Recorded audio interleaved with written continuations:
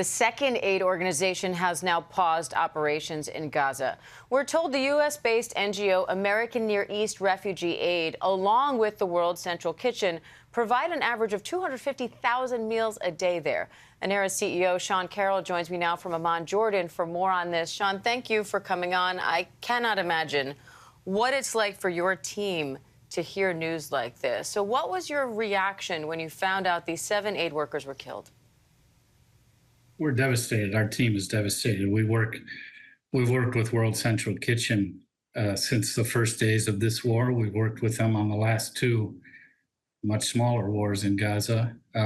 We know them. They're our partners. They're our colleagues. They're our friends. We knew the people who were killed.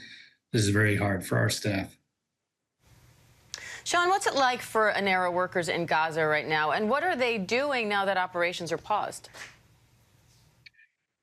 Well, they're trying to stay safe, and this is the first time in 56 years of UNRWA's work in Palestine and the occupied Palestinian territories that we have paused operations. We've continued working through 2 intifadas, through previous wars, through bombings, and through the first nearly 6 months of this war. Our staff kept saying, yes, we're fearful, we're working in unsafe conditions, we're scared for our families, but we're going to keep delivering humanitarian aid because that's our job, and we're going to keep doing it. And now, for the first time after this strike, they've said that's enough. We can't continue working in these conditions, and they're terrified, and it has to change. And in any other context, this would be called a brazen, cowardice, unjustified attack. I find it hard. I'm not an expert in investigating accidents. War crime scenes, but it's hard to describe this as unintentional. 3 cars were hit. Our understanding is they were hit one after another. As you've shown in your clips there, they were clearly marked. World Central Kitchen, like all of us, has done everything it could to protect its aid workers so that it could continue to deliver aid. This organization, World Central Kitchen, is singularly focused on providing as many dignified meals to as many people as quickly as possible. And they themselves, and through us, because we were getting support from World Central Kitchen from the beginning of this war, as you said, we're delivering 250,000 meals a week. We've delivered some 45-50 million meals. This is worse than a tragedy. This is something that has to be investigated, addressed, not just apologized for, but corrected if aid is going to continue. And the only way that there can be any semblance of long-term security is if Palestinians are safe and secure, and if Israelis are safe and secure. And if this continues this way, there's no hope for that. Sean, a report last month said people in Gaza could experience famine anytime between mid-March and May. So what does that mean, and what kind of an impact could pausing operations there have? Palestinians in Gaza are already experiencing famine. It's only a question of whether it's going to accelerate at rates we wouldn't have been able to imagine weeks ago. This is not an economy. This is not a country that should suffer from famine. But people are dying of starvation. They're dying of a combination of lack of nourishment and nutrition, and decrease in immunity and increase in disease. And if more aid isn't gotten in quickly and at a larger scale, the rate of death from starvation, from famine, will increase.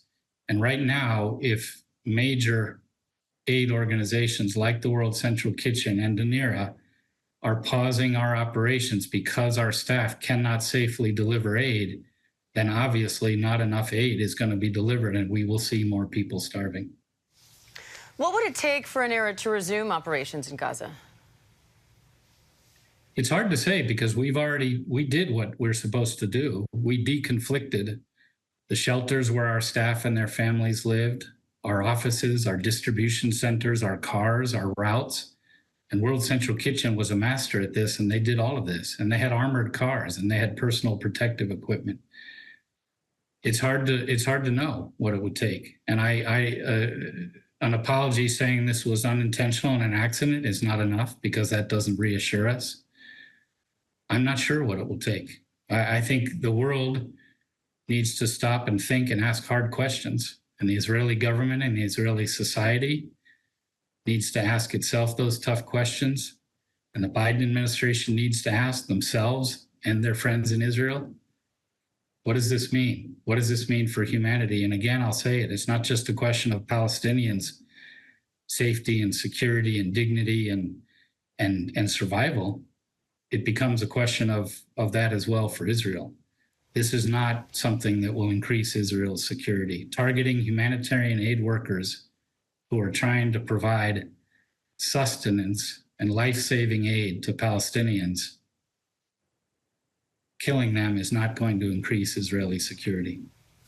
Sean, Israel says an updated ceasefire proposal was sent to Hamas today. What are you watching for there? Look, all we're watching for is a ceasefire. Everyone in Gaza, nearly everyone, every Palestinian I know, everyone who works for UNRWA, family members of UNRWA, they just want the bombing to stop and they want to go home. That's what we're looking for. Everyone's looking for a ceasefire. When we talk about humanitarian aid, that's the humanitarian aid that's needed. A ceasefire on all sides, the bombing stop, the violence stop, people be able to go home. And as you see from these clips you're showing, there's not much left of people's homes, but people want to go back. They'll live in tents, they'll live in temporary shelters until things are rebuilt. But they don't want to go anywhere. They want the bombing to stop. They want to be able to go back to living. The vast, vast majority of Palestinians in Gaza are innocent civilians who are not. They don't subscribe to violence as an answer. They want to live, as the Biden administration has said, in equal measures of safety, security, peace, dignity, prosperity, justice, freedom, alongside Israelis. Whether it's a one state or a two state, we'd like to see a human state. And we're so far from a human state right now that it's hard to hold out hope for anybody living side by side with any of these measures. Well, UNRWA CEO Sean Carroll. Sean, we appreciate you coming on. Thank you. I know it's a busy time, and we appreciate the work you're doing. Good luck. Thank you. Hi, everyone. George Stephanopoulos here. Thanks for checking out the ABC News YouTube channel. If you'd like to get more videos, show highlights, and watch live event coverage, click on the right over here to subscribe to our channel. And don't forget to download the ABC News app for breaking news alerts. Thanks for watching.